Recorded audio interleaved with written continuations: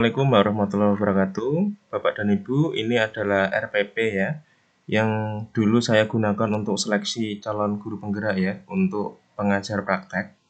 Jadi ini adalah RPP yang dulu saya upload untuk seleksi simulasi mengajar program guru penggerak ya di angkatan 4. Di sini ada judul Bapak Ibu ya, ada judul, kemudian ada identitas ya, nama sekolah, mata pelajaran, kompetensi keahlian karena saya SMK ya. Kemudian di sini ada pokok materi. Kemudian di sebelah kanannya ada kelas, ya, semester, tahun pelajaran, alokasi waktu dan sebagainya. Silakan disesuaikan dengan kebutuhan yang Bapak Ibu butuhkan di sekolah. Kemudian di sini ada tujuan pembelajaran Bapak Ibu ya, seperti biasa di pendahuluan kita menyampaikan tujuan pembelajaran. Kemudian setelah itu ada kegiatan pembelajaran ya, kegiatan inti mulai dari pendahuluan ya Bapak Ibu ya, kemudian kegiatan inti, kemudian di kegiatan inti ini saya masukkan sintak Bapak Ibu ya, karena saya menggunakan metode atau strategi pembelajaran project based learning, maka saya menggunakan sebuah sintak ya, atau beberapa sintak yang saya susun ya, intinya untuk mencapai tujuan yang sudah saya cantumkan di sini. Jadi di RPP nanti ini saya menggunakan metode atau strategi pembelajaran menggunakan project based learning. Setelah kegiatan inti maka ada penutup Bapak dan Ibu biasa ya, ada refleksi ya. Silahkan Bapak dan Ibu melakukan umpan balik ya Bapak Ibu ya, melakukan umpan balik serta tindak lanjut dari pembelajaran termasuk nanti penilaian. Di sini ada format penilaian. Meskipun nanti di pelaksanaan simulasi mengajar ya, untuk penilaian tidak dipraktekkan ya, kalau saya waktu itu tidak dipraktekkan, tetapi Bapak dan Ibu tetap wajib menyantumkan di dalam RPP ya Bapak Ibu ya. Di RPP nanti Bapak Ibu cantumkan teknik penilaiannya seperti apa ya, nilai sikap bagaimana untuk menilainya, kemudian pengetahuan dan keterampilan. Jadi ini adalah RPP untuk kurikulum 2013 Bapak Ibu. Kalau untuk yang kurikulum Merdeka nanti menggunakan modul ajar ya Bapak Ibu ya. Jadi ini adalah format RPP yang dulu saya gunakan untuk seleksi program guru penggerak ya di angkatan 4. Sekali lagi di sini ada identitas, kemudian di awal ini ada tujuan pembelajaran, kemudian kegiatan pembelajarannya ada 3 ya, pendahuluan, kemudian kegiatan inti, kemudian penutup.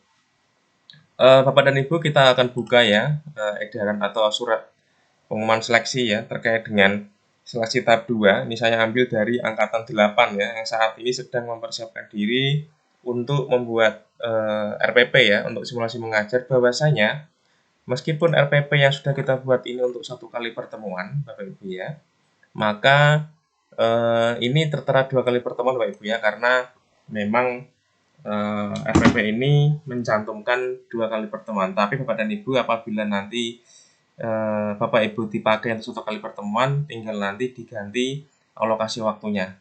Alokasi waktu nanti diganti. Tetapi untuk ketentuannya Bapak dan Ibu, di sini Bapak Ibu hanya diberikan waktu ya untuk simulasi mengajar ya, berlangsung singkat, yaitu selama 10 menit. Maka peserta diharapkan fokus ya pada tahap pembuka dan inti. Pembuka dan inti ya. Jadi tahap di sini Bapak Ibu ya.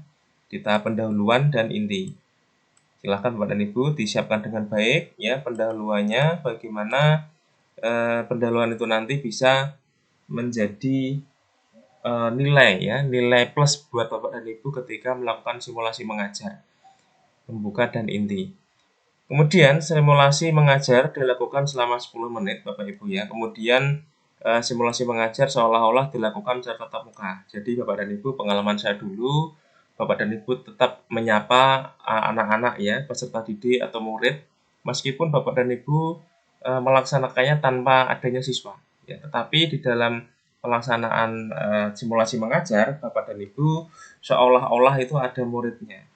Bapak dan Ibu nanti menyapa murid ya, memberikan pertanyaan ya, sehingga Bapak dan Ibu bisa mengilustrasikan ya bahwa Bapak dan Ibu berinteraksi dengan murid.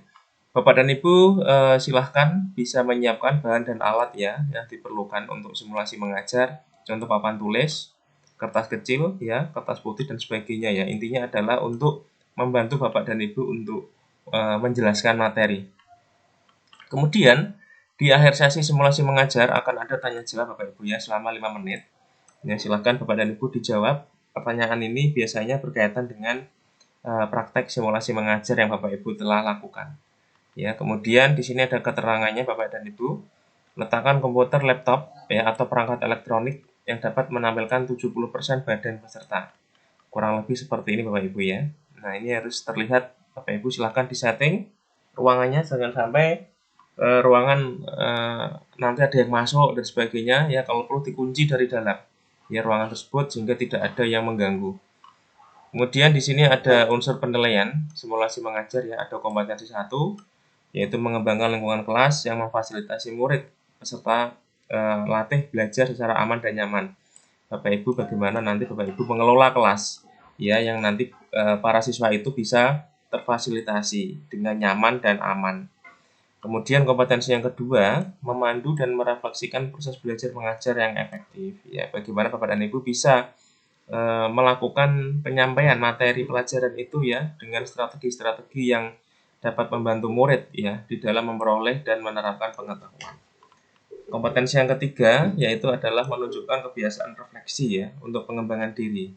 Artinya Bapak dan Ibu nanti harus melakukan evaluasi ya, apakah pembelajaran yang Bapak Ibu lakukan itu sudah dapat ya mencapai tujuan pembelajaran dari para siswa. Nah, bagaimana cara untuk menunjukkan kebiasaan refleksi Bapak Ibu dan Ibu? Ya, Bapak dan Ibu tentunya harus menanyakan ya kepada siswa apakah sudah paham atau belum, bagian mana yang belum dipahami, kemudian apa manfaat dari materi yang sudah disampaikan ya, manfaat dari para siswa atau para murid. Sehingga Bapak dan Ibu bisa mengukur ya apakah pembelajaran yang saya sampaikan tadi itu sudah betul-betul diterima oleh siswa dengan baik atau tidak. Salah satu caranya adalah dengan melakukan wawancara ya kepada siswa untuk memberikan umpan balik ya apakah pelajaran yang sudah disampaikan tadi dapat diterima dengan baik atau tidak oleh siswa, kendalanya apa dan sebagainya, sehingga guru bisa melakukan perbaikan. Kemudian kompetensi yang keempat adalah mendesain proses pembelajaran yang efektif ya Bapak dan Ibu. Tentunya sebelum kita melakukan penyampaian materi, RPP Bapak dan Ibu sudah didesain dengan baik ya, mulai dari tadi pendahuluan, kemudian inti ya, sampai nanti penutup atau penilaian.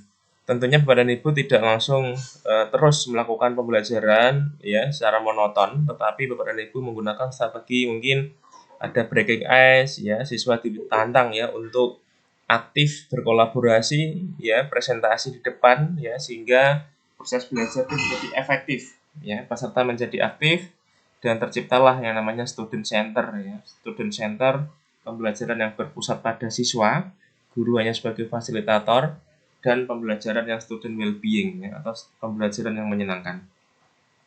Itu Bapak dan Ibu ya informasi dari saya terkait dengan simulasi mengajar ya yang berlangsung kurang lebih 10 menit dengan RPP yang sudah harus kita siapkan dengan baik ya, khususnya untuk kegiatan inti ya dan pembuka atau pendahuluan.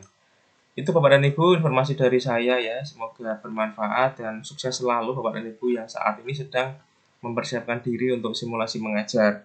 Tetap percaya diri, tidak usah khawatir ya. Intinya adalah praktekkan yang selama ini Bapak Ibu lakukan ya, dan perhatikan beberapa petunjuk khusus simulasi mengajar yang saya sampaikan tadi. Terima kasih, semoga bermanfaat. Jangan lupa like dan subscribe Bapak Ibu ya, dan share sebanyak-banyaknya ya agar mendapatkan manfaat bagi banyak orang. Terima kasih. Salam Merdeka Belajar, Guru Bergerak Indonesia Maju. Wassalamualaikum warahmatullahi wabarakatuh.